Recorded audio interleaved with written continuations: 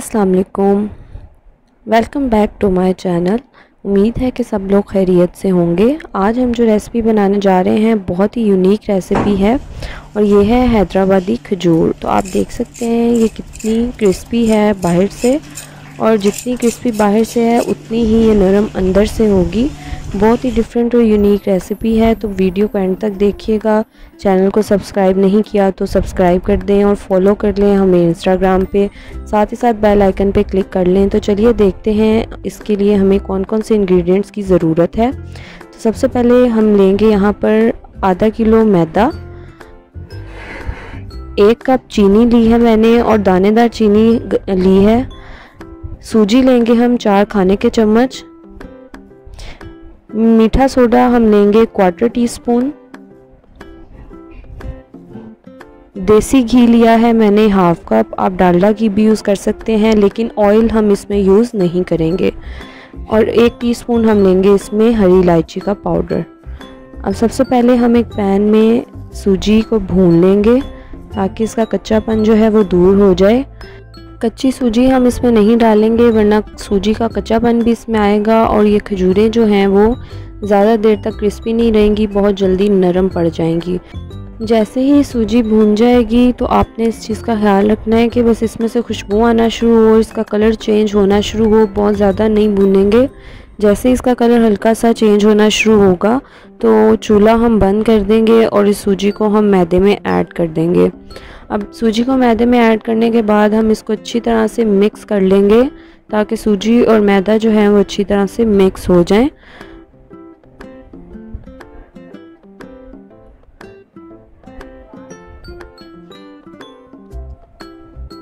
अब इस स्टेज पे हम इसमें डालेंगे चीनी।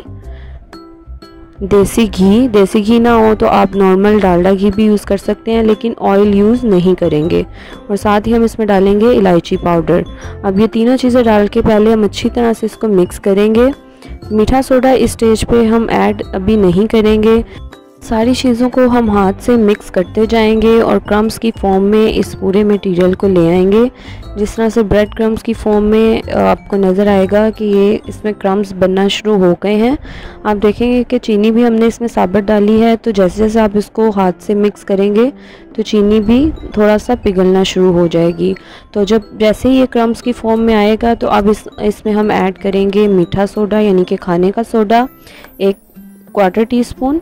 और उसके बाद हम इसमें ऐड करेंगे पानी हम बहुत ज़्यादा नहीं ऐड करेंगे, तकरीबन 1/2 कप पानी हमें रिक्वायर्ड होगा इस आटे को पूरी तरह से गूंदने के लिए। पहले हम थोड़ा सा पानी बिल्कुल ऐड करेंगे, तकरीबन 2 से 3 टेबलस्पून पानी ऐड करेंगे और इस पूरे मटेरियल को अच्छी तरह से गूंद लेंगे। हमने सिर्फ इतने कोशिश करनी है कि इतने ही पानी में इसको गूंदें, ज़्यादा पानी ऐड ना करें, क्योंकि पानी आप जैसे ही ज़्यादा ऐड करेंगे तो इसके अंदर की जो चीनी है, जो हमने साबुत चीनी इसमें ऐड की है, वो पिघलना शुरू होगी और आपका ये जो आटा है ये नरम होना शुरू हो जाएगा। तो बस थोड़ा सा पानी मैंने इसमें और ऐड किया है, तकरीबन 1 टेबलस्पून के जितना, और इसी पानी में मैं इसको गूंद लूँगी। तो आप देखें जब आटा इस फॉर्म में आ जाए तो अब आपने इसको अच्छी तरह से मसलना है। आपने इसको इतना मसलना है कि इसके अंदर जो चीनी के दाने हैं वो नरम पड़ना शुरू हो जाएं और उनके पिघलने की वजह से आटा जो है वो नरम होना शुरू हो जाए। तो जैसे चीनी पिघलेगी, चीनी के दाने पिघलेंगे तो आप देखेंगे कि आटे में बाइंडिंग होना शुरू हो जाएगी, तो हमें ज़्यादा पानी की ज़रूरत नहीं पड़ेगी।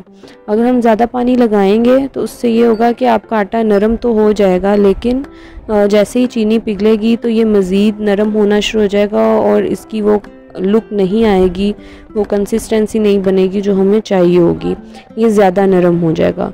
तो आप देख सकते हैं कि हमने काफ़ी सख्त सा इसको गूंद लिया है और सिर्फ उतने ही पानी से हमने गूंदा है, तकरीबन 4 से 5 टेबलस्पून या 1/2 कप के जितना पानी हमने इसमें यूज़ किया है। तो काफ़ी सख्त सा आपने इसको गूंद लेना है और अब हम इसके पोर्शंस बना लेंगे। पोर्शंस हमने बना लिए हैं ताकि हम इनकी रोटी जो है वो बेल सकें। तो अब हम इसके ऊपर मैदा जो है वो कोट करते जाएंगे और इसको बेल लेंगे। जिस तरह से हम नॉर्मल रोटी बेलते हैं बिल्कुल उसी तरह से बेलेंगे, लेकिन हम इसको आम रोटी से थोड़ा मोटा रखेंगे।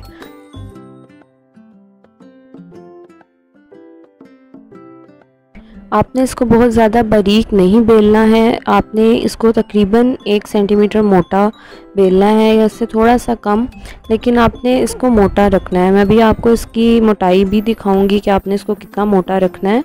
तो बहुत ज़्यादा इसको बारीक नहीं बेलेंगे वरना ये सख्त हो जाएंगी, मतलब हार्ड हो जाएंगी, ये उस तरह से नहीं बनेंगी। तो इस तरह से आप रोटी बेलने के बाद किनारों को इवन करें और इसके जो आप पीसीज हैं यानी डायमंड कट में इसको काट सकते हैं। स्क्वायर काटना चाहें स्क्वायर काट लें, रेक्टेंगुलर काटना चाहें रेक्टेंगुलर काट लें। अगर आपके पास कुकी कटर है तो आप इसको किसी और शेप में भी कट कर सकते हैं, लेकिन इसकी ओरिजिनल शेप कुछ इस तरह की ही होती है। तो आप देख सकते हैं कि मैंने कितनी मोटी रखी है। तो तकरीबन 1/2 सेंटीमीटर से 1 सेंटीमीटर के दरमियान की इसकी मोटाई है, इतना ही मोटा हम इसको रखेंगे। अब आपने ऑयल गरम करना है एक पैन में, और ऑयल जो है वो हम बहुत ज़्यादा गरम भी नहीं करेंगे और ठंडा ऑयल भी नहीं होना चाहिए। लो से मीडियम फ्लेम पे हम इसको फ्राई करेंगे। फ्लेम भी हाई नहीं रखनी है आपने, अगर आप फ्लेम हाई रखेंगे तो ये ऊपर से जल जाएंगी और अंदर से कच्ची रह जाएंगी।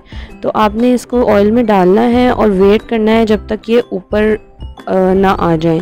जैसे ही ये ऑयल में ऊपर आना शुरू होंगी तो आपने इनकी साइड्स जो हैं वो टर्न करनी है।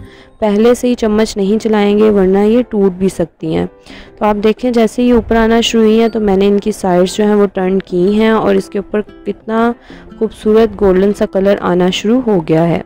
अब देखें इसके ऊपर गोल्डन कलर आ गया है और इसको मैं निकाल लूँगी। और आप देखें कि फ्राई होके और भी ज़्यादा फूल गई हैं और आप देखेंगे कि इनकी इसके अंदर लेयर्स बन गई हैं।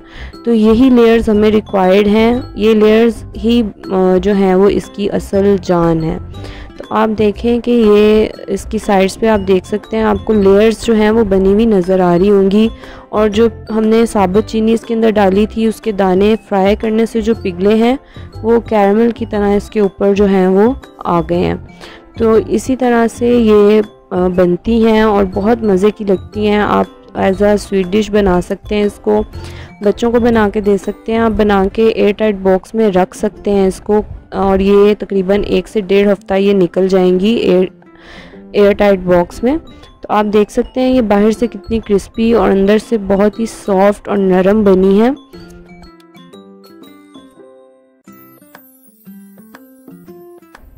इसको ज़रूर ट्राई करिएगा और मुझे अपना फ़ीडबैक ज़रूर बताइएगा। आप लोग फ़ीडबैक दे सकते हैं इंस्टाग्राम पर। इंस्टाग्राम का लिंक डिस्क्रिप्शन बॉक्स में मौजूद है, वहाँ से आप फॉलो कर सकते हैं।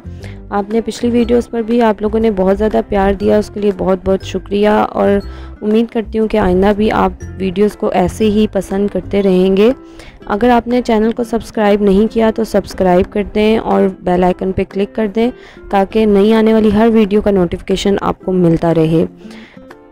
इसको ट्राई ज़रूर करिएगा, बहुत मज़े की बनती हैं और मुझे फ़ीडबैक में ज़रूर बताइएगा। इसी के साथ इजाज़त दें, अल्लाह हाफ़िज़।